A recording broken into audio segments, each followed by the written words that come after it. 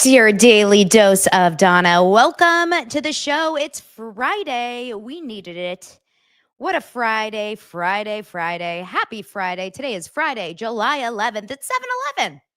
Is everyone getting their free Slurpee today? Is everyone getting their free Slurpee? I hope everyone is. Did you know that?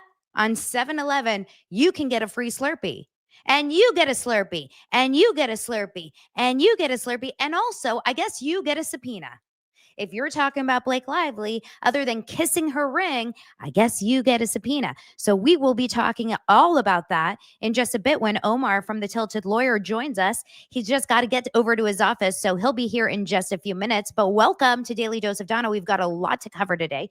Until Omar comes, I'm going to catch you guys up on a few different other things. We've got a bunch of different things going on just in the Blake Lively, Ryan Reynolds world. And then, of course, just so many other things. I want to just talk to you guys about other things before Omar gets here. He's racing to his office. He's like, Donna, I'm on my way. But I don't want, God forbid, something to happen to him. But I said to myself, I don't speak legalese. You guys, I don't want to be, I don't want to expose the truth, but they don't call them blonde for nothing. I'm not a lawyer. I just like to report on pop culture. I just fell into this Blake Lively, Justin Baldoni drama because I report on pop culture. I report on entertainment news. And it was a movie. This started with a movie. So I'm going to have a lawyer on here to talk all about this legal drama because this is out of control what's happening. So everyone, all I'm asking from you, everyone that is here, because I know a lot of people are here, make sure you like this video. Make sure you subscribe to this video because we got to support each other. We got to support content creators. We got to support each other. And we have to make sure that we hold each other up because we can't let these elite, well, I say elite, these elite people, Hollywood power players, come in and think that they can shut us up. No one can shut us up. My mom couldn't even shut us up. My mom couldn't even shut me up. My teachers couldn't shut me up. My husband can't even get me to stop talking. Okay? Why do you think I have a night guard at night? It's the only way I can stop talking. Everyone, get ready to enjoy. Look who's here. Get ready to enjoy the best episode of Daily Dose of I can't even say that because I've had such great weeks. Great episodes this week. We'll talk about all of that and more. Everyone, get ready to do the sprinkler. It's your Daily Dose of Donna.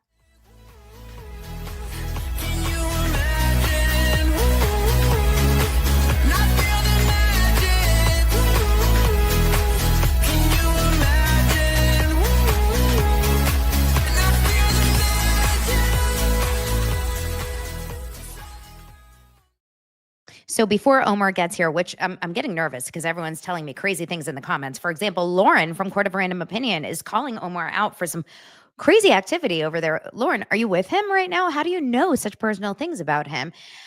Speaking of Lauren, did you guys watch my episode with Lauren and Zach last night? I aired it last night as a YouTube exclusive. It's not on the pod. Maybe I'll put it on the audio episodes later this week, but I had such a great time with Lauren and Zach in studio. We had so much fun together.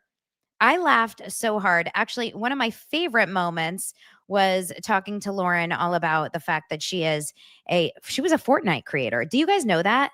Lauren was a Fortnite creator before she did any of this. She started as a Fortnite creator. And then she started posting about Clayton Eckhart. And now she talks about Blake Lively. See, this is the important thing. A lot of us didn't start here. I want you guys to understand, we didn't wake up and pop out of our shells with a mission to destroy Blake Lively. I am on a mission to destroy Blake Lively. This is not how this went. This happened because, I think I'll tell you guys my story about how I started talking about this. For those of you that don't know, I was a casting director.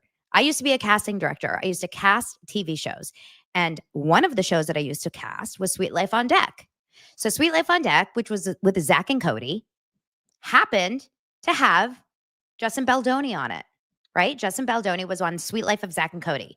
Do you guys remember ever seeing that episode? Let's see if I can just find a quick clip of it. I actually just saw someone post about it on TikTok. Justin Baldoni. Sweet Life of Zach and Cody. Now, of course, if I play it for you guys, I won't be able to air it, like, I won't be able to have the audio of it because, copyright and all that stuff. But, StreamYard changed everything on me. What is going on? But anyway, so yes, Justin Baldoni was on Sweet Life of Zach and Cody. Now, I didn't cast the episode that Justin was on, but there he is, right? I didn't cast the episode Justin was on. This was years and years ago, but I knew of him. And that was kind of my in to knowing about It Ends With Us. There was no preconceived notions, except I knew Justin Baldoni as an actor. And I'm going to be 100% honest. There's a reason I'm not in casting anymore. There's a reason I don't work with actors. I was also an agent. I truly do not. Sorry, I'm just going to be honest. I don't love actors. I don't love actors. I find actors to be, not all. I don't want to typecast. Get it? Typecast. I don't love like the general actor. I find a lot of actors to be, it's a lot. So I like talking about them, right? So when I started Daily Dose of Donna, I just wanted to talk about TV shows and reality TV. But when It Ends With Us started and all the drama, I was listening to The Toast one day and I was listening to Claudia and Jackie talk about the premiere. And I was like, oh, interesting. Oh, this is so funny. Clementine says, I personally think Debbie Ryan is one of the best actresses ever. Wouldn't you have you want to know something really funny? I found Debbie Ryan on a tape, a casting tape when she was 15 years old. She put herself on tape in Texas. And we were going through tapes trying to find Bailey. She played the role of Bailey on Sweet Life on Deck. So trust me, Debbie Ryan's mom and I DM all the time. So I'm responsible for Debbie Ryan. Oh, look at this. Look at this. I dated Phil Lewis from that show 25 years ago. Not Mr. Mosby. Okay, back to the story. So the point is that we just started talking about it because we thought it was weird that Justin Baldoni was not in any of the pictures. That's as far as we got into the story. There is no strange reason that this story hit our desks, except that is strange if you watch any premiere. What movie is coming out these days? What movie has come out these days? Like Jurassic Park? If not Sandra, what's her name? Scarlett Johansson was doing the premiere and the leads of Jurassic Park were not on the red carpet with her, I think we would all be talking about it too. That was the entrance into this. And there is no nefarious situation there. So the fact that people, content creators that started to talk about all of this are starting to question whether or not they feel safe talking about it is where it gets concerning. And just like that, thank God, I see Omar in the green room. My goodness. The way I got worried that I was going to have to tell you guys my entire history of being a casting director. It was going to be a long story. And I'm so glad that I don't have to do it. Everyone, welcome Omar from the Tilted Lawyer channel. Welcome to the show. Good morning, Dana. It's a pleasure to be here. I just literally texted you that my name is Donna. Damn it. I'm already messing up. Lauren just told me her name is Donna, but I'm reading, you know what? It says Dana. I feel like I shouldn't be at fault here. Hold on one second. Let's do this again. Welcome to the show, Omar. Donna, it is such a pleasure to meet you. Finally, after all this time. It's okay. Omar. You know what? I accept that. It's all good. Listen, my name is tough. I don't blame you. I always blame my mom. It's her fault. So I get, you know what? I get it now. Listen, don't stress. It's a way, it's an icebreaker. Now we're friends. We're good. Yeah. Omar, thank you so much for making today work. I know it was a last minute sitch. I texted you this morning. I was like, can you do it? I need a lawyer. Yeah. I need help. And you were like, you called, you rang, I'll make it work. Well, I did my best. I'm technically like 10 minutes late, but I did what I could do. I did my best to try to entertain the crowd. I opened for myself. Into some kind of a a story that you didn't want to tell. And so I'm happy to have absolved you of that. Yeah, Hopefully. I was able to stop before. Now, let's get right into this. You are an attorney. What's Yes, your ma'am. practice? Like, what's your area of practice? I do civil law, civil litigation, family law. That's like 100% of my practice. Civil litigation, family law, which Yeah, is specifically lawsuits like breach of contract stuff, like civil causes of action. It's like 90% breach of contract. There's other causes of action, torts, law, mm, that kind of a thing. But I okay. work for a living. This is what I do. So, why are you covering Blake Lively and Justin Baldoni? How did this happen for you? I can't even tell you that I honestly remember. I remember Lauren Knighty was It reading this all comes back long. to Lauren.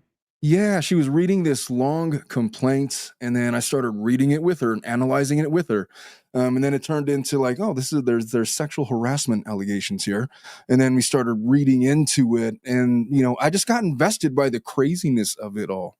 Like I had other things like dialed up to talk about, but I just got sucked in by the complexity of the case, and then when Exhibit A dropped from Friedman, and he launched that website, it's like, wait a minute. There's a lot more. Damn it, Lauren. That was earlier. That was earlier, but I just had to find that. Oh, of course. I just felt that was important to bring it up while we're talking about Exhibit A. Okay, keep going. Yeah. Well, I mean, yeah, that was it. And then when I found, there was a lot more based on the cross complaint, I was fully invested. And now I've been covering it ever since. I can't stop covering it. And everybody wants me to talk about it. And so therefore, I'm now just kind of dialed in until the end.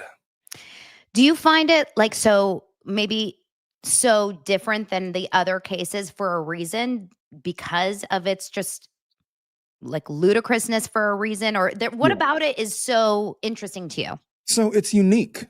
It's unique because, I mean, the Me Too movement and the Harvey Weinstein situation, and there was a whole shift in perspectives. And then I think now you had, I mean, Depp v. Heard, there was that a few years back, and that set back that movement. And now, there's been a lot going on, and there's a lot in between. But now you have a situation where you have a woman in power who has substantial influence in the industry, who appears to have weaponized sexual harassment allegations for financial gain. And that's not really a situation that we've seen with this kind of a spotlight before. It's an angle that we've never really considered. And if you think about 47.1 and what that was supposed to stand for, it was supposed to stand for this situation where you have this person making allegations in good faith that they've been harassed on the set of a movie or the casting couch or at the office or whatever. And they're trying to bring this lawsuit.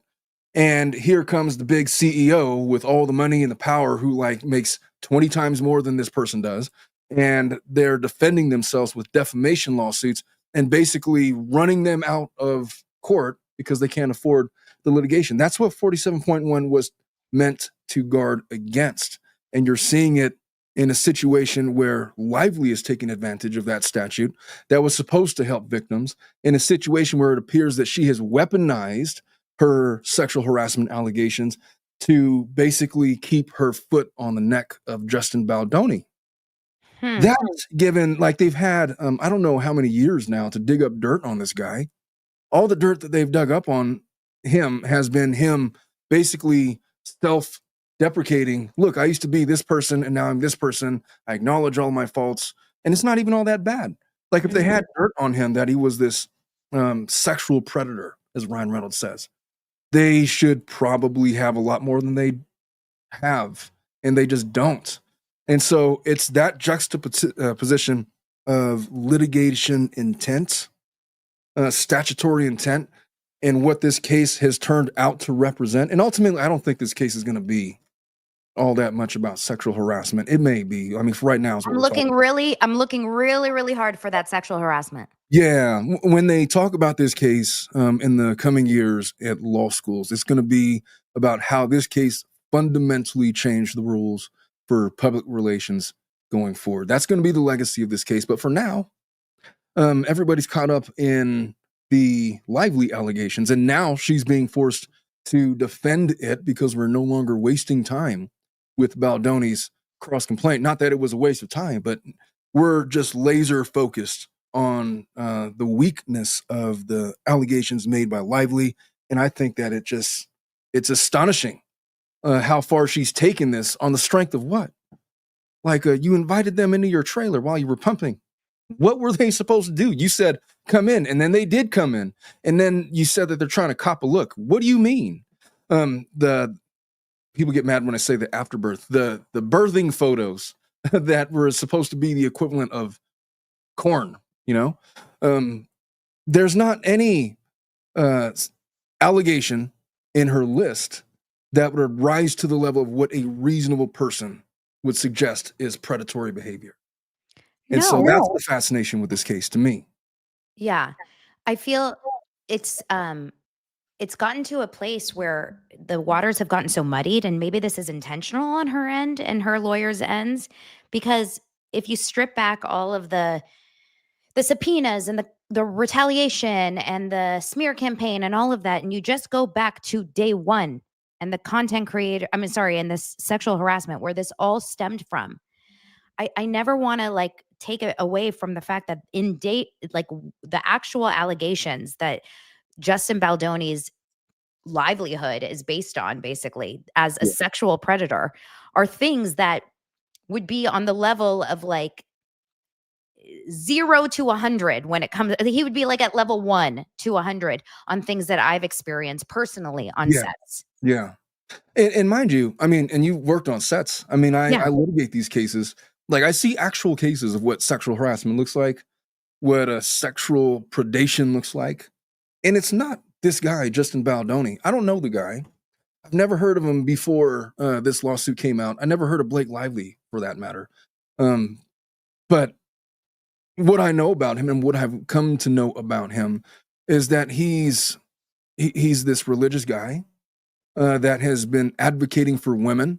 And part of the ways that he's advocated for women is talk about how he was brought up with a certain mindset and how he realized through his evolution as a man that was wrong, and he's self-corrected. And then Reynolds comes in, and I think he's got ulterior motives, but he comes in and says, you see, he's a sexual predator. And he goes in around to all of these potential future employers and tries to smear his name. And yet they're accusing him of conducting this smear campaign. Hence, all of these potentially fraudulent subpoenas of other content creators where they're, I don't know what they're looking for, but it's a little ridiculous. But yeah, for me, the fascination with this case is really just purely in this dynamic. What do you do when you weaponize sexual harassment in such a convoluted way? Where, just all the way back to the Van Sham subpoena. So they have Jen Abel's cell phone. They wrestle it away from her via security guards, and they escort her out of the office, and they potentially illegally go in to her personal cloud and steal all of these text messages and communications. And they find out that Brian Friedman and Baldoni and the Wayfair parties are potentially gearing up for a civil extortion lawsuit against them. And so they do this Van Sham fake subpoena. It wasn't a fake subpoena, but the fake lawsuit. Issue the subpoena, get the information, dismiss the lawsuit, basically laundering evidence that was potentially illegally obtained. And they bring about a sexual harassment complaint, possibly as a prophylactic move to guard against civil extortion. It's wild, man. There's and I know I'm saying a lot of things, but that's really what's going on. That's all the moving parts. It's fascinating in the litigation maneuvers. It's fascinating in the the gender play that's taking place, Lively versus Baldoni. And they're really going in trying to find dirt on this guy, and they found nothing. And all of this is coming back on Lively now, and it's all coming to a head. We got trial scheduled. When is it? March of 26? Mm-hmm. It's really not that far away. Did you by any chance listen to the Gavel podcast? No. Okay. Which one was that? I sent it to a couple of our mutual friends yesterday, and I was like, get ready to be triggered. Okay. This is a podcast that is so beyond upsetting. And I played it for my show yesterday, a part of it. It's a legal podcast hosted by a comedian. Explain how this connects. I don't get it, but I guess that's a thing that can happen. All right. A comedian hosts lawyers about different legal cases, but he's had 20 episodes about this case. And he's only, from my knowledge, interviewed people pro Lively on the case. Interesting. And what? No, that's interesting. Yeah, I've so yet he's to see that.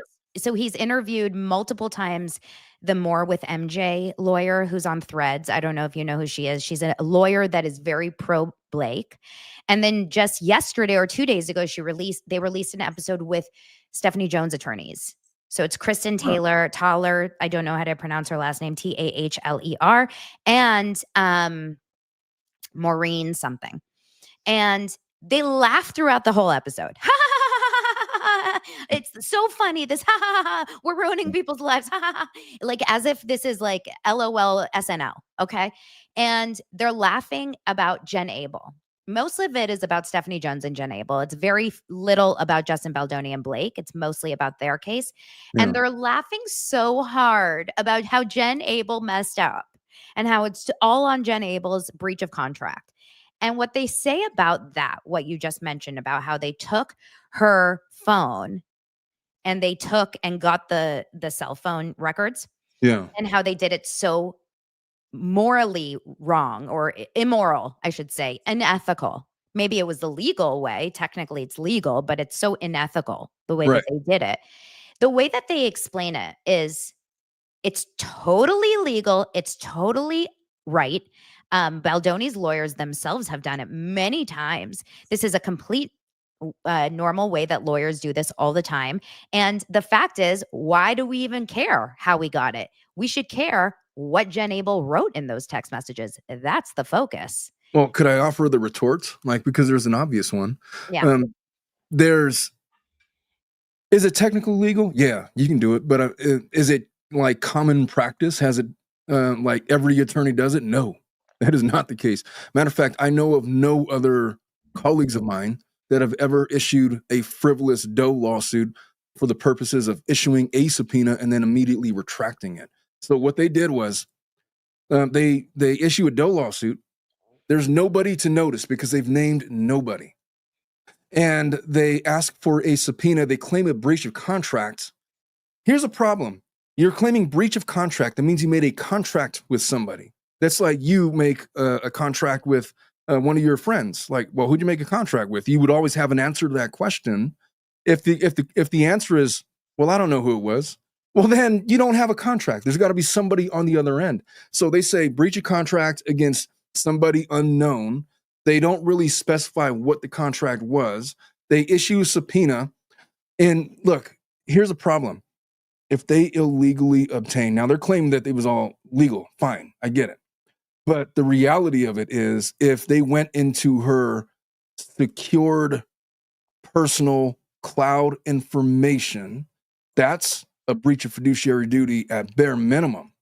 That could potentially lead to federally criminal charges. And so if they obtain evidence illegally and they use it to frame the basis of this new Blake Lively lawsuit, and then they issue a frivolous subpoena to basically then launder that illegally obtained evidence to act like they got it legally. It was because of the Van Zandt subpoena. That is an abuse of process that could lead to a separate lawsuit, and they could get in a lot of trouble.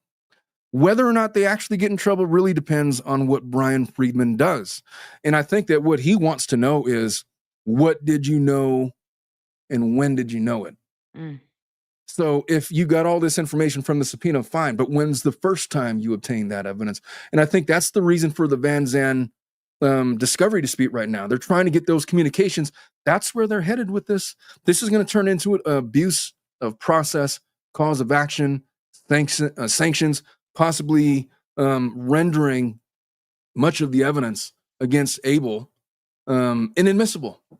And so, yeah, they could laugh it off and try to hand wave it away like it's no big deal. But hey, there is severe implications here. And I think that on a just looking at it from 20,000 feet, if Friedman allows this to go unpunished, that's setting a hell of a precedent that you could literally, frivolous lawsuits mean nothing. Yeah. If you can file a breach of contract case, not name a defendant, use it to serve somebody where you have to give nobody notice and get up information and then just dismiss it, that's a hell of a thing to alert lawyers to that, have that in your toolbox. No big deal. It happened in this Lively case. Nobody was penalized. You should be able to do it. And then they'll always be able to cite back to this case as a thing that happened with no consequence. So if somebody wants to punish them, you can't, because look, the same thing happened here and nothing happened. That's a horrible precedent. Right. And so Friedman has a lot of responsibility. I know that there's some attorneys that are saying that maybe it's not that big of a deal. I disagree. I really think that if you go by the letter of the law and what the laws are supposed to uphold and represent, you cannot use the court system to abuse the discovery process for gain in your litigation case. I learned a lot about the law from watching, and we're going to get you guys, for everyone that's here, thank you so much for being here, by the way. Make sure to follow the Tilted Lawyer, Omar. He is phenomenal, obviously very smart. And from the comments, apparently everyone's obsessed with his voice. I don't know if you guys are listening to his voice just like you do Justin Baldoni's voicemail. I don't know what's going on there, but make sure to follow Omar. Thank God he's here to help me understand all this. And also, thank you for subscribing and liking my channel.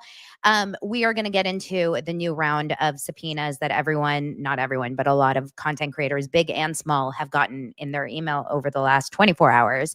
But before we do that, I just wanted to mention that I got really into the Karen Reed case, and you don't even have to know a lot about it. But what I saw from that, watching it play out in my own eyes, is seeing how unfair courtrooms can be. Yeah.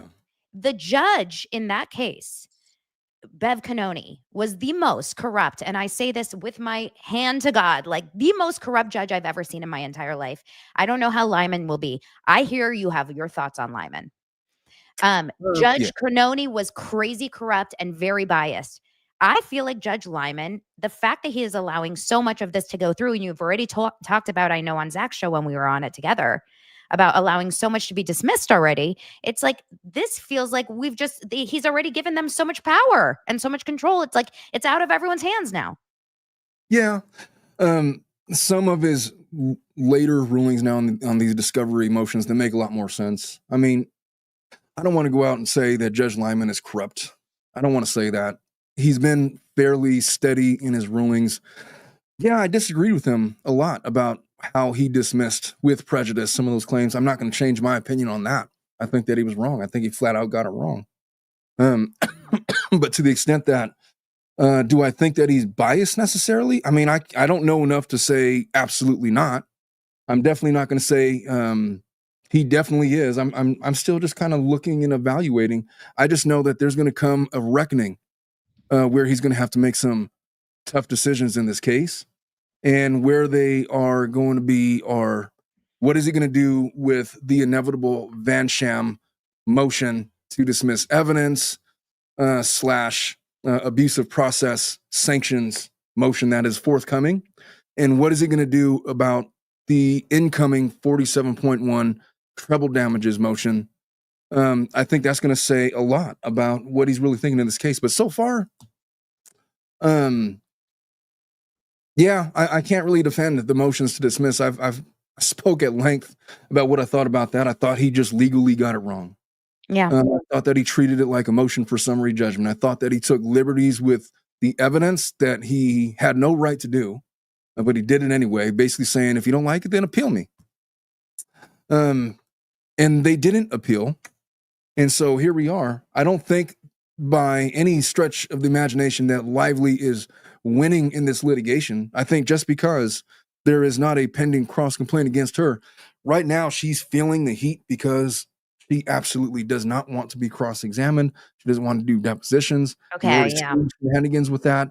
The last thing she wants to do is go to trial. I think that she's going to try everything she can to try to get out of this litigation. She can try to dismiss this case, but if she does that, then I don't think that Baldoni is just going to let her off the hook without requesting attorney fees and costs. And so it's not just that simple that, oh, I'm just going to dismiss it and just everybody's going to walk away like nothing even happened. No, man. She is on the hook for attorney fees and costs on her own side. If she goes to trial and is proven to be a liar, then Baldoni may be entitled to his attorney fees and costs. And I could tell you this, is probably going to run upwards of maybe $100 million. And so it's not like he can't recover at all. There's still some risk to her, and she still has to work in the industry. And so there's that to consider. So, okay, let's get into this new update for everyone that doesn't know what's going on. The last round of subpoenas that were highly kind of talked about in the press, TMZ reported on it. People, all of the publications, they all reported on it.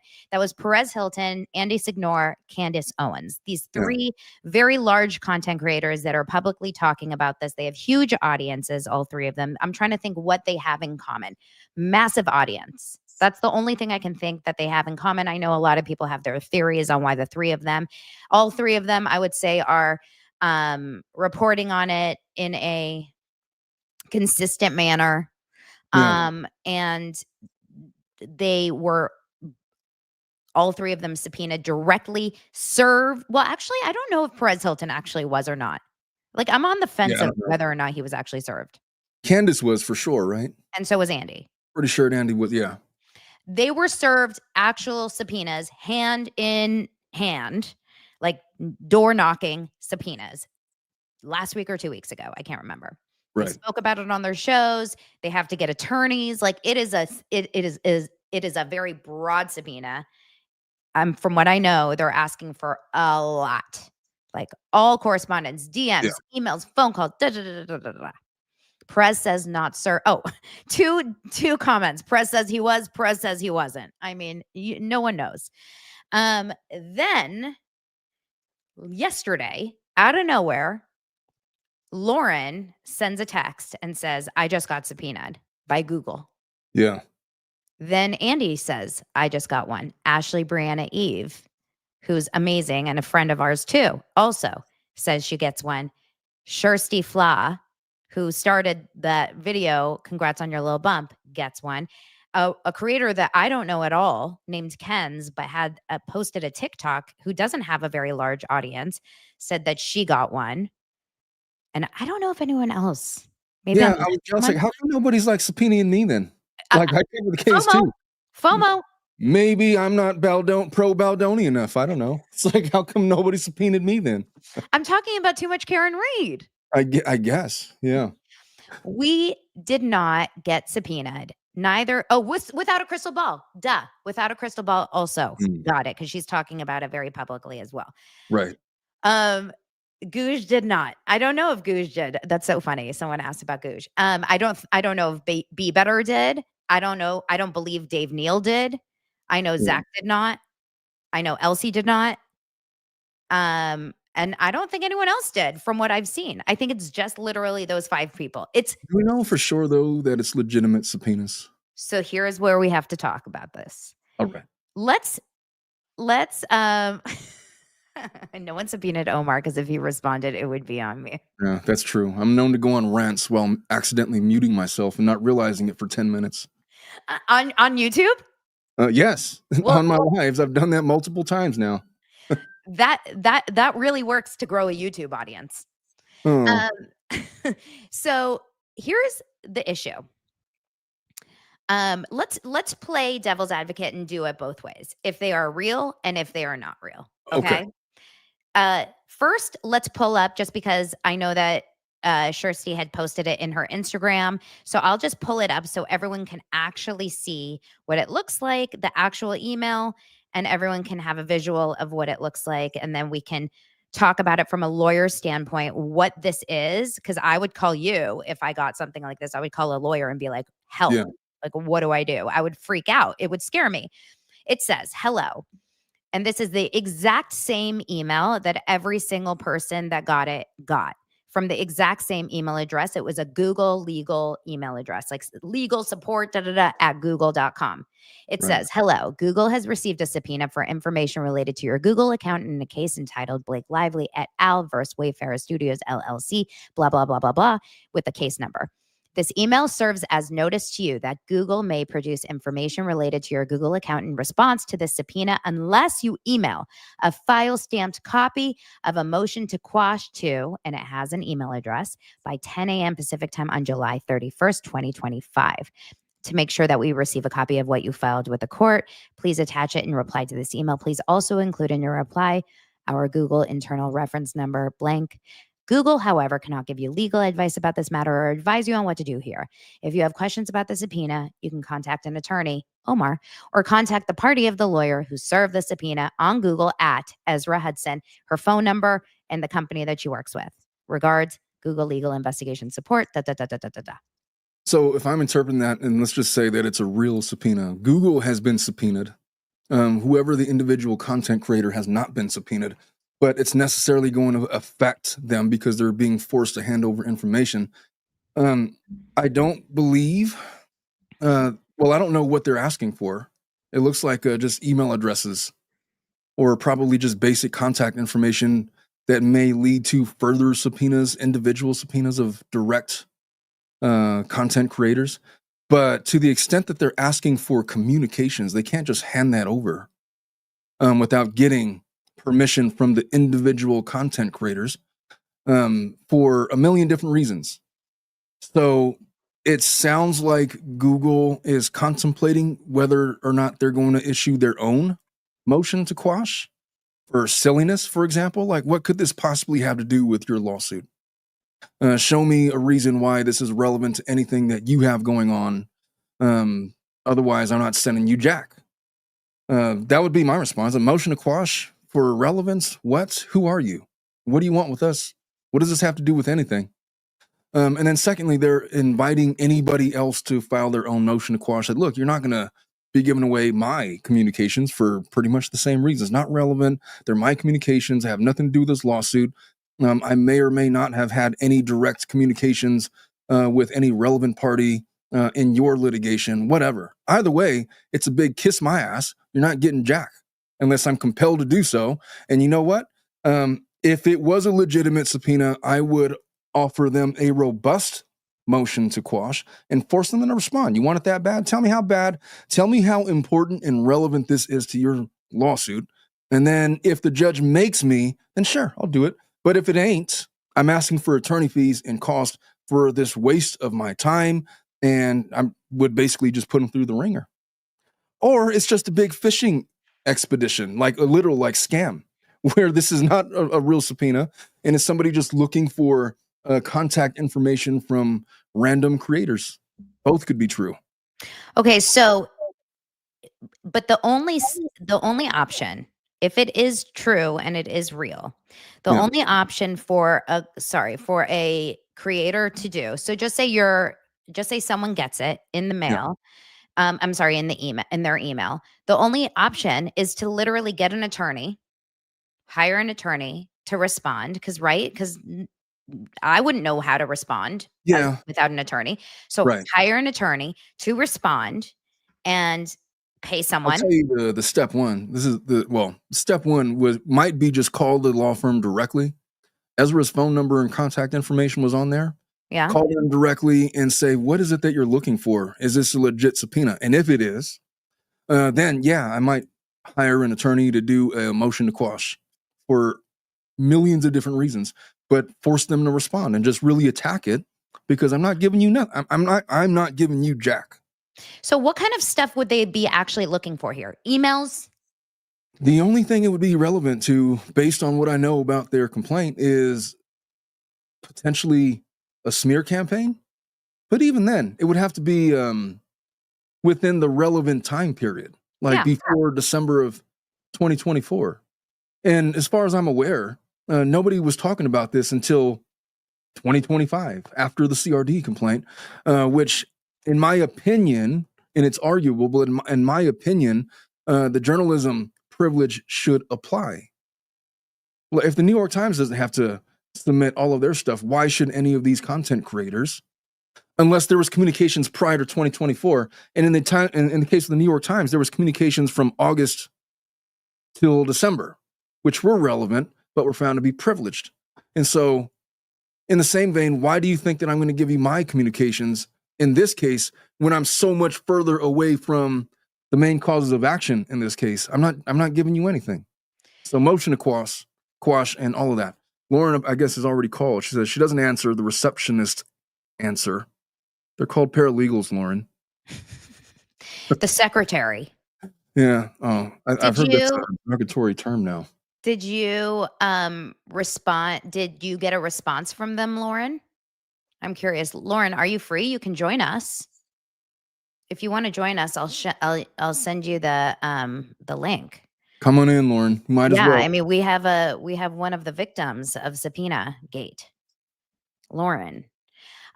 It is a really, I feel for the people that have already gotten this email because it doesn't feel like it's not a confident subpoena. When you get a subpoena, listen, I've never gotten a subpoena in my life, knock on wood, but like when you get a subpoena, you get an actual, you get what's it called? Someone knocking on your door, I thought. Well, you get served. Yeah. To get an email like this is so confusing. Also, we were kind of playing around. Well, that sounds naughty. But Lauren and Elsie and myself and a couple of the other people, we were kind of sending them back and forth and forwarding them. And they were going into spam folders. Yeah. And it seems shady. There's something about it that feels like, how can we be confident that this is real? Nothing about it feels like a legitimate subpoena. I just feel like if it was an illegitimate subpoena, like, for example, if somebody called my office asking if I subpoenaed them, I'd answer them within a second. Yes. And this is what I'm looking for. Or no, I have no idea what you're talking about. Stop calling me.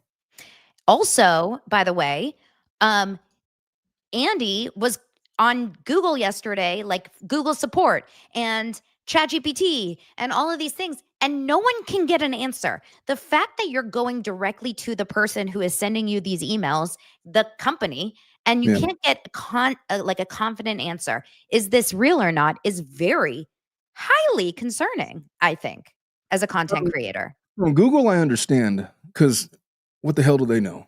But from the law firm directly, to not get a straight answer is weird. Well, so this is actually a very anchovy. I love anchovies, by the way. Is that a strange thing? I love an anchovy. No, they're good. They're good for certain things. I mean, you can't just eat plain anchovies; they're quite salty. But I love an anchovy in a Caesar dressing. It's not bad.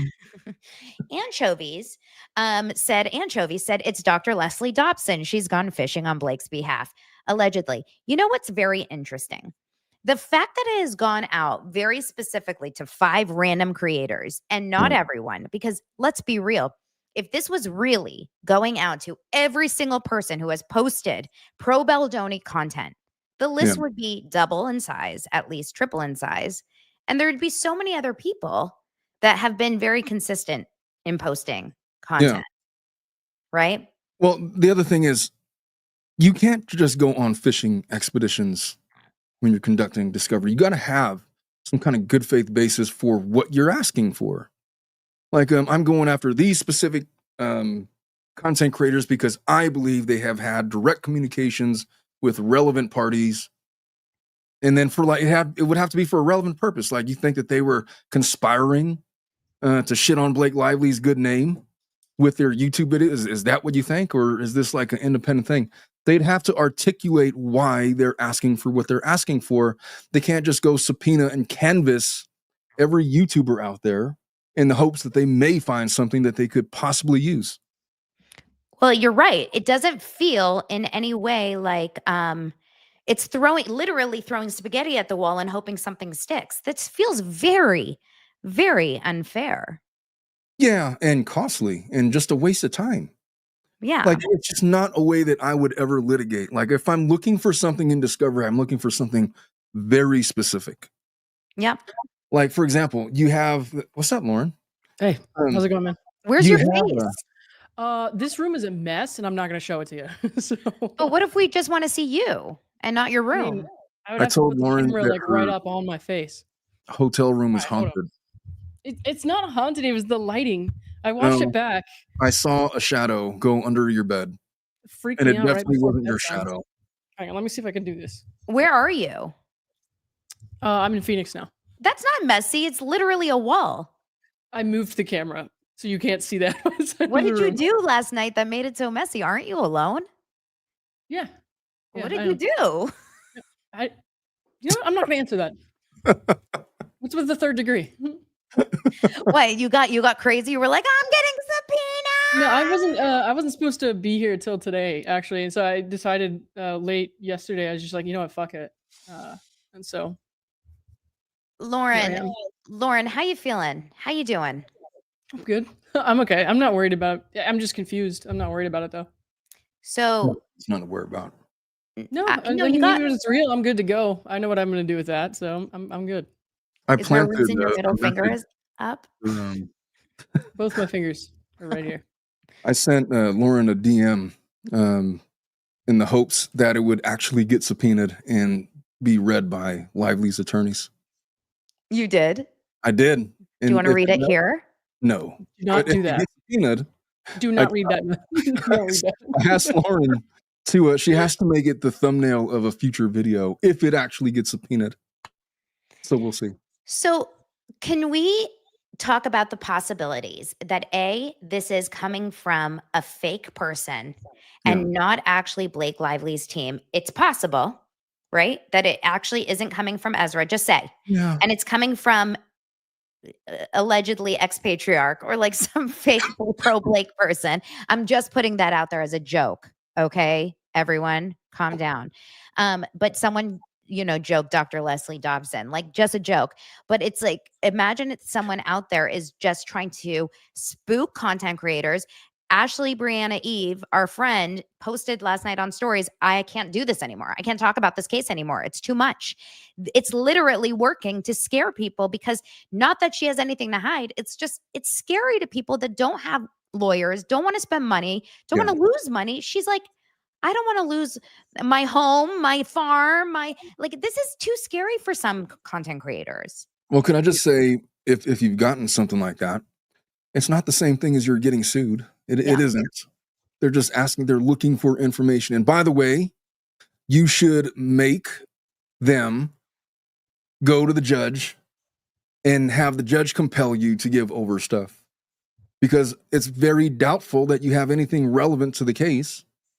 And I think that with a simple motion to quash, I'm assuming that this would go away pretty quickly, because you're going to ask for sanctions and attorney fees and costs for having to defend yourself to quash this bogus, frivolous subpoena that has nothing to do with anybody's litigation. I would force them to submit an offer of proof to the judge as to why they need what they're looking for. They'd have to specify, I'm looking for this from this time period to this time period, whatever, and let them connect the dots, man. I just don't see how getting Lauren's communications that she's had about this case post December 2024 would be relevant to any cause of action pending in either the Jones v. Abel case or Baldoni v. Lively. It doesn't make sense to me. And so that's my take on it. Now, look, I would have said 90% chance this is a fake subpoena, but I'm given pause at the fact that they've been asked directly and have not confirmed or denied it. That's weird. That's the thing, is like we haven't heard. See, if I were them, well, I mean, what would you do if you were an attorney and there was all these rumors out there? Obviously, content creators are talking about this with your name and number. If you got a purported subpoena that lists our firm as a contact place, just know that's not real. And I would have done that this morning. You would have said that how? How would you have put that out there? Maybe via press release, maybe via like a statement on my website, maybe, but I would have got it out. I would have instructed my paralegals, if somebody's calling asking about this, say, look, it's a fake subpoena, has nothing to do with us. Don't worry about it. That's the thing. She's not saying it. They're not saying it intentionally. There's a reason they're putting this is 24 hours of this now almost. Yeah. There's no chance they don't know that there's a rumor of a scam subpoena floating around. All the big content creators are talking about it. Yeah. So maybe, I don't know. Mind games for what though? It's just, it's weird that they're not denying it. Well, it wasn't very nice to her. I guess she could, maybe pay it back a little bit, but that's all I can think of. Birds don't care about that though. I mean, some of them do. I'm just saying that it's weird. Maybe they're like, I don't know what they're doing. It doesn't make any sense for them to not either confirm that it's real or not. Does a judge need to approve subpoenas? No. Okay. Attorneys have full subpoena power in federal court, in certain states. But yeah, this is a federal case. An attorney can just subpoena you in ongoing litigation. Now, you could do a motion to quash, and then the judge will rule on the legitimacy of subpoenas for sure. But if this is a legitimate subpoena, they did this absent anybody telling them that they could. They just did it. Huh. I would like to subpoena some people. Well, you can't because you're not a lawyer. So how about that? I would like Justin Baldoni's side to subpoena some people. I have some people on my list that I think are shady and up to some no good. Who would you subpoena? I don't want to put it out here, and I don't want to lay my cards out on the table, but I have some thoughts. I'll DM you, and then it'll get subpoenaed. Get the word out. I don't know. Nick Vile. Here's a great option. Joe says it. Why all of a sudden is he so sure on whose side to be on this whole time? How about those other attorneys that just decided never to cover the case? The YouTubers. Yeah, I've heard about that. I don't have any comments about them. I really don't. Because I don't know them and I don't know their reasons. Maybe they're good, maybe they're bad. What about so everyone is saying, and I'll just say it because 15,000 people in the comments are saying, Without a Crystal Ball is saying she has a copy of the subpoena. What do we think? Without a Crystal Ball has shown herself to be pretty reliable when she gets that kind of stuff. And so if she has a legitimate subpoena, I'd imagine it's probably stamped by the court and probably verifiable. Or not stamped by the court, but is she saying she has a copy of the one that's purported to be a scam? Like the one that was sent to Google? Well, apparently, Lauren, thoughts? On whether or not that's reliable information? Yeah. I got an email back, and they had attached a copy of the purported subpoena. I don't know if that's the same thing that she's talking about. I couldn't tell you. I can only tell you what I have, and I'm not clicking on that. I'm not clicking on that. So I don't know if it's the same thing or not. Anything that's weird. Just call the. Well, I don't know if you. I don't know. Just don't do anything. All I know is without a crystal ball, she's been pretty reliable with information lately. Yeah. I don't know. Nobody ever gets it 100% right, but I'm inclined to believe that if it's a legitimate subpoena that she claims, then I would. This is what she just posted. Lively subpoena to Google requesting information related to Without a Crystal Ball appears to provide no context tying that account to the claims or defenses of the parties in this proceeding. There is also no discussion regarding how the subpoena will overcome Without a Crystal Ball's journalistic privilege or how the requested information amounts to anything other than a simple fishing expedition meant to provide a basis for noticing a deposition that is likely to be set up as a distraction from the merits of the case. Can you translate that to English, please, Omar? Yeah, they're just basically saying they got a subpoena and they're not really stating a reason why they need to subpoena anything or what purpose the information gathered from the subpoena will serve. And they've set up a deposition in the hopes that in other words, this is a waste of time. That's the simplest way to put it. This whole thing is a waste of time. This is going to lead nowhere. They're using it to set up notices of deposition that are going to lead to nowhere. It's going to be a monumental waste of time and money. Get out of here with this. That would be my translation. I also don't think it's a real Elsie just keeps laughing. I think it's off your comment earlier. That's my guess. Oh. I don't know. I don't know which one. I said a lot of comments. About like legitimacy. Oh, I gotta check the door. Give me one second.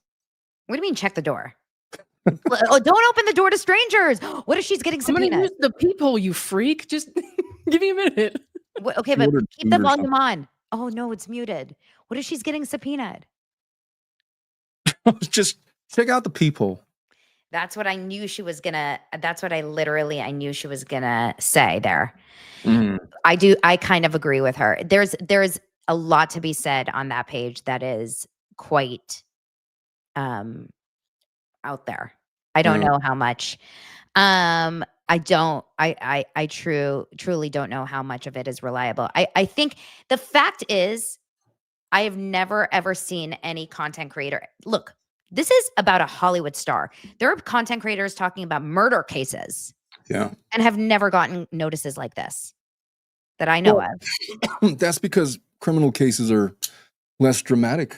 It turns out these celebrities, when they get involved with lawsuits, and they don't have much merit to their case, they just kind of go on these fishing expeditions in the hopes that maybe something will come of it. I don't know. But yeah. But that's the problem. Is this is insane. This is actual insanity. That people, the content creators that are talking about pop stars and not pop stars, celebrities, are feeling scared to talk about it. Yeah. I feel like this was already discussed in the February hearing earlier this year, where they were concerned about like how far reaching is the discovery going to go. And they were talking about for attorney's eyes only and like the danger of accidentally like doxing people that are related to the parties. And now it's extended to content creators for no reason at all. If I'm Brian Friedman, I mean, I'm already livid. Just the fact that it's gone this far. I can't imagine that Friedman and his attorneys aren't aware of what they're doing. And you kind of feel it, like in some of the discovery motions, the back and forth that are going by. They feel like the lively parties are playing games with discovery. They're not being forthcoming. They're not operating in good faith. They're lobbing out these discovery subpoenas for the purpose of what? Bullying, intimidation.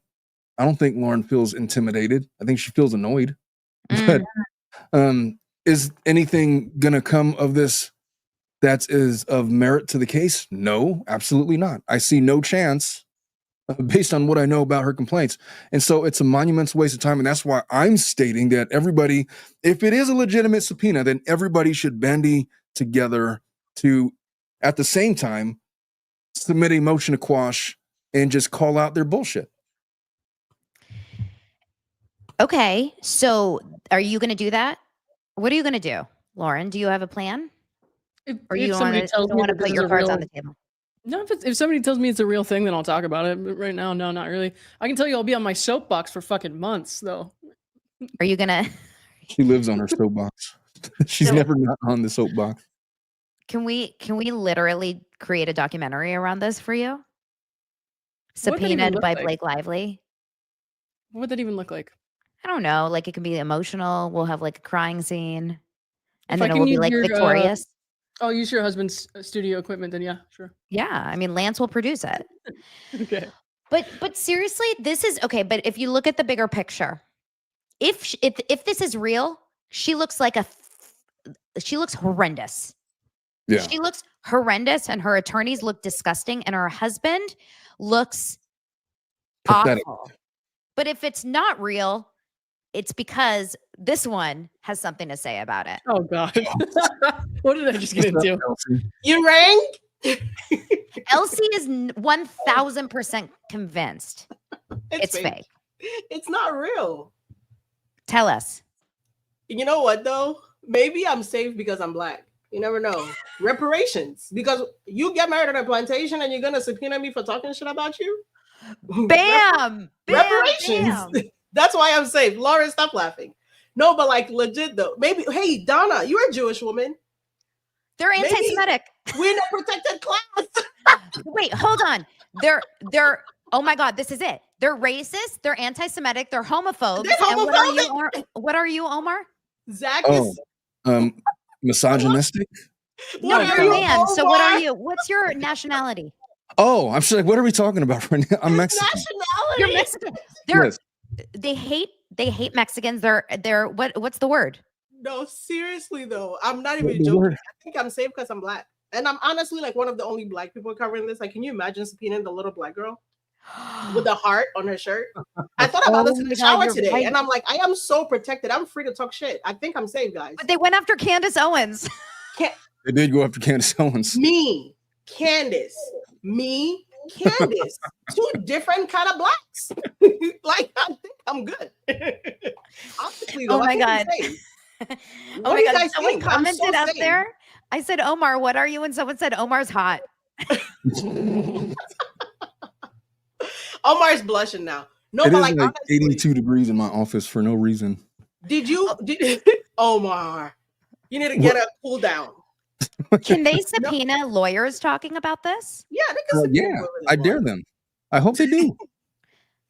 Somebody said Omar's Latino poppy. Oh my I God. feel like that's such a like it's an oxymoron. Just say poppy. You know, like Latino poppy is just so weird. Like, just I think poppy covers the Latino part of it. I So don't even know Omar, Spanish well enough to confirm or deny that statement. But Omar, are you going to represent all of us? no, just No. file pro se.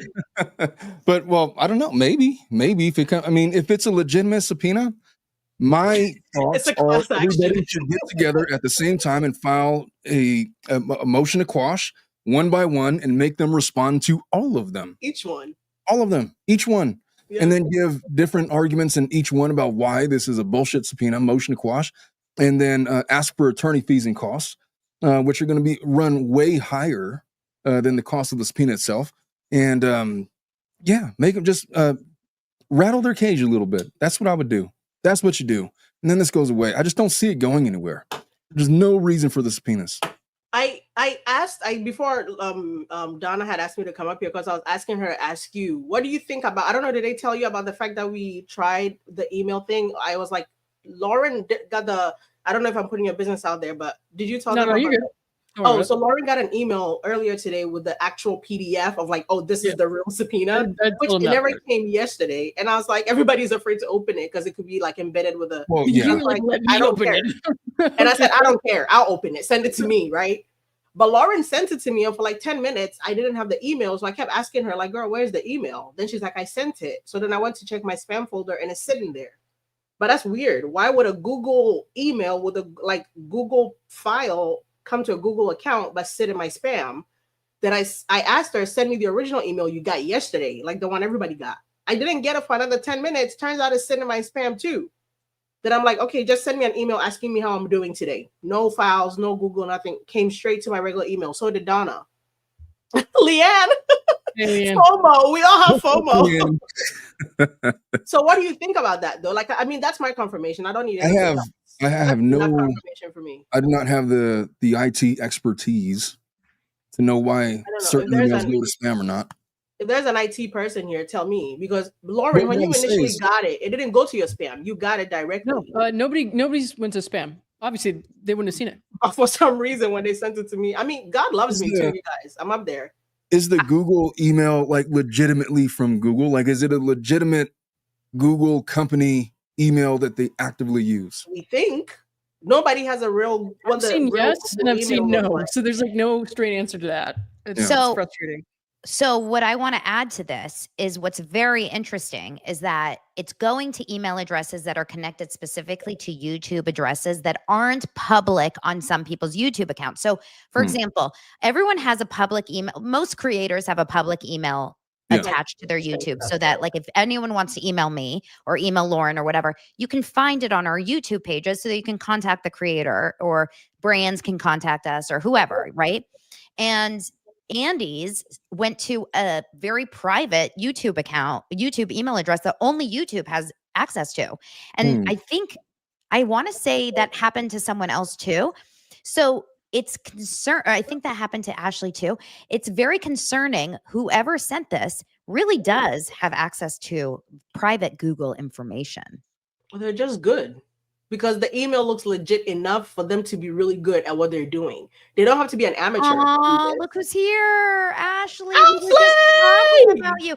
And Leanne and Ashley. Everyone's here, you guys. I would bring in more people, but I feel like that gets chaotic. Like, Ashley's tired because I kept her up late last night and her dogs didn't let her get any sleep. So I was worried, Ashley. Ashley, I was texting you. I was worried about you, but we were texting this morning. I really felt for Ashley yesterday. Like, I know how stressful this can be.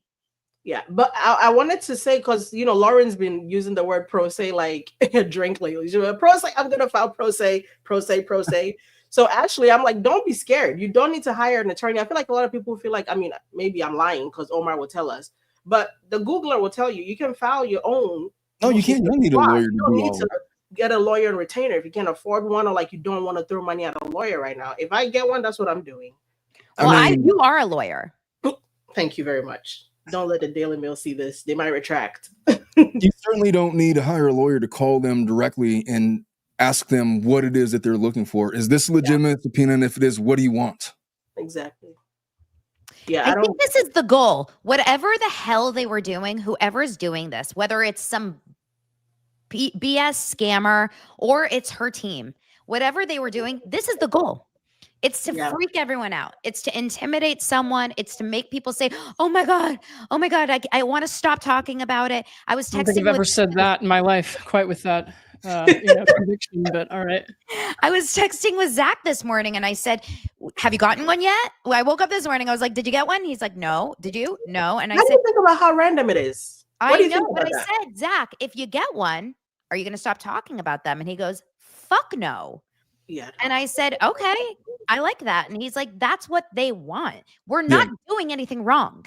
That's the thing. What we are doing here is allowed, legal, and completely protected. Everything we're doing is allowed. Attacking YouTube content creators is counterproductive. It has the opposite effect. Because I'm going to talk about it again. I mean, that's what's going to happen. I feel like it was starting to die down a little bit, and now it's like spiked right back up because of these subpoenas, and nobody's saying anything less negative of Blake Lively than they were before. And so if that was their goal, they failed, and it's only going to get worse from here on out. I want TMZ to report this. I want press to report this. I want people to know that Blake Lively is trying to intimidate, in some cases, small, under 10,000 followers on Instagram content creators. F you. As in way under. Like if some of the people they're subpoenaing, their videos have no impact on you. If you really want to like get somebody, that's not the person you go after. Like, why are you subpoenaing somebody whose video is reaching less than 1,000 people? What's that going to do for you? I'm sorry. Can we call Harvey? Someone get Harvey on line 5. Line 5. I mean, this is ridiculous. They should really be covering this stuff. And I think that's another thing. The fact that TMZ somehow hasn't jumped on this, content creators being subpoenaed directly. I mean, Blake subpoenas Google is a bit. I think we're also confusing the fact that she technically hasn't subpoenaed us. She's subpoenaing Google. That's the bigger story here. Like, nobody's talking about the fact that Blake is subpoenaing Google to get to us. I mean, not us, because I'm not part of this. I'm protected. I'm in a protected class. By y'all. Like, that's not a story for anybody. We should get that Josh guy from Daily Mail, the one that, I forget his last name, the one that Zach is friends with, that has been on his show. Oh, I don't know. You know, not Vatuska. I was like, Josh. You know I don't know. Who is that? Like, you really know I don't know. The guy that's been on Josh's and Zach's show. He's like British. He's a Daily Mail guy. He's the one that reported on Van Zandt. He's like the first person that reported on Van Zandt from press. Boswell. Paul Tazewell, the designer? Wait, what? Josh Boswell. Oh, I thought you said Paul Tazewell. I'm like, Paul Tazewell, like the corset guy? Yes, the corset guy. No, he's like a designer. But actually, you know what? Sandy brings up a very good point here. The press is okay with you guys being intimidated. They want to be the ones in control of the news. They're okay with us shutting up. Yeah. Well, good luck with that. But has anybody shut up, though? Like, I feel like we're still talking about it. Welcome to the fucking show. Oh, my God. Somebody said, wake up, Elsie. I could have sworn I'm awake. Well, I will tell you, no. Elsie is very awake. Hello. Okay. So anyway, just to kind of wrap it up, Lauren, are you okay? Everyone's people are worried about you. She's tired. That girl's been on 10 planes in 2 days. No. I'm 10 planes in 2 days. I'm on one plane. exaggerating. You've been traveling a lot lately, though. I'm good. Don't worry about it. Are you okay? Yeah. Are you good. nervous? Are you ready to kick some ass? She needs. I'm just gonna get on with my day. I think I'm not really feeling anything specific right now. It's just my face. Mommy. So, I'm telling you, when I met Lauren in person, like what you see here is what you get. When you meet me, I'm like, "What's up?" And I meet Lauren, and she's like, "Hi," and I'm like, "Oh, she's not like a truth in advertising, man." I'm waiting for my gummies to kick in. Stay over there. When I was have literally Lauren, like, Lauren. no, she takes a while to loosen up because when she was at my house, we were drinking a little bit, and then she was drawing with my girls. And she was drawing unicorns and stuff. Involved? Well, it was like mom wine. I heard that's the thing. It was like I forgot what it was, but then like she was like with my girls, and she was singing songs and like Megan Trainor and stuff and whatever it was. And she was drawing unicorns and joking around, having a good time. So yeah, she's like that. But I promise, when she loosens up a little bit, she gets a lot more rambunctious. She's I'll let you write my resumes from now on, man. Well, don't worry. We ended up going out for drinks, and she had a double whiskey. Right? Double Oh my whiskey. God! Can I show them the picture? Ooh, let's not. Lauren, when I see you, you better have your act together. None of this, I'm waiting for my gummies to kick in shit. Have your shit kicked in before I see you. I cannot wait for your energy to come up In to the my middle level. of the day? I don't think so. Do what you gotta do. Eliza's asking, isn't attacking creators doing to them what she's accusing them of doing to her? She's special. She's different. Yeah, she's in a protected class. She's Blake Lively. Yeah. Oh, did you talk to Omar about Kevin Fritz filed a letter today? They're not objecting to the judge's ruling about the extensions. So pretty much she's going to get what she wanted. Yeah, they're allowing her to get whatever she wants. Again, and Wayfair is allowing it. Yeah, I mean, it was a partial motion. And that's why they're agreeing to it. So it's by agreement then. Yeah. Wait, so does she get like a full-on extension? So they get depositions or So the contemplated order, if you don't mind, I'm just going to read it on my phone because I don't know how to attach anything here. Oh, that's cool. So the contemplated order with the parties were to show cause by 5 p.m. today, blah, blah, blah. All document production by parties and non-parties shall be completed by July 25th. Third-party subpoenas shall be required to be produced no later than the 25th. Also, motions to compel regarding document production no later than August 1st. And the positions will be pushed to September 30th, which the Wayfair parties didn't mind that anyway. So she technically is getting what she asked for. But is it all by agreement though? Like, well, that's that what was the judge. Agreement. Yeah, exactly. And the judge said he was going to rule on that if the Wayfair parties didn't object to the 25th. The 25th dates is what the Wayfair parties had an issue with because they were trying to get their depositions done on the 17th. But now that he's allowing the productions to be pushed to the 25th, now she really has cause to say, I'm not showing up to that 17th deposition until you give me the audios or whatever she's still looking for. I'm gonna have to look at that later. I don't know if this means she shows up to depositions or not again. Probably not. She's showing up to a deposition. There's no world where she's not getting deposed. I'm talking about 17th specifically. I'm talking about the 17th specifically. She might try to play games with that, but no, man. It's if she wants to not show for the 17th, then they will be ready to go on the 18th and then the 19th. And then bad things will happen. On and on. It's unreal. I'm waiting for this to freaking finally go a little bit better on one side than the other. It's frustrating. Yeah. Okay, well, we'll just keep you guys posted as I started the show here. Please remember to support your creators, support people like Omar at the Tilted Lawyer Court of. What's your face, Lauren? No, nothing. I was texting. I think she's waiting for the thing to kick in. I'm telling you, she's been blushing the whole time. I'm not taking any gummies today. What are you talking about? Deny, girl. Deny. What else am I going to do? Lauren, who was at the door? Housekeeping. it's a normal thing that happens at hotels. Are you sure it wasn't a subpoena under a housekeeping guise? I'm pretty sure the lady who came to ask if my towels were dirty was not giving me a subpoena. Yeah. Was her name Ezra Hudson? Huh? Which one of you wants to talk? I don't know. I didn't hear that. No. Did she give you clean towels? You might want to check. Maybe the subpoena, she slipped it right in there. No, my towels were not dirty. I mean, she could have given you extra. Yo, stop trying to make this happen. Nothing happened. Everything's fine. Oh my God, I'm fine. I'm so fine. You just said this.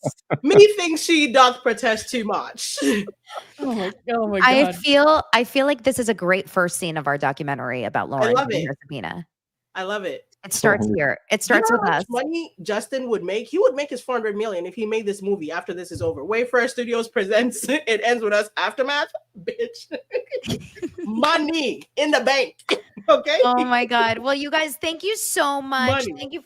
Okay, wait, listen, make sure to follow all the creators, support all the creators, because soon we may need you guys to keep us running with our GoFundMes after all our legal fees. Thank you so much for being here. Omar, Lauren from the Court of Random Opinion, Elsie at Elsrich. Honestly, thank you guys for being here and supporting. And don't worry, we'll rise, everyone.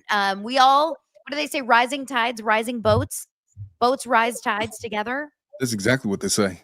What do they say? What's Must the be an saying? American thing. I don't know. I've personally never heard that one, but I'm going with it. All boats rise the on a tides tide. rise, so shall the boats. How about that? Thank you so We'll go much. with that. Someone knows. Look at Joshua, who loved to say, "Look, I'm here for Donna's forehead." Thank you so much. Who's Donna? I don't know her. Donna's forehead. Yeah, I don't know her. But you know what? Last I checked, my forehead is nice and shiny today.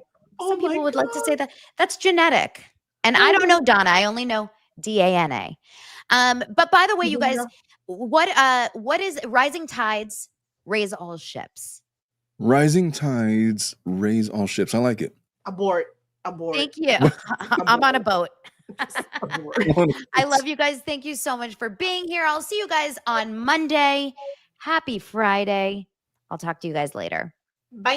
Bye. Y'all later. Bye-bye.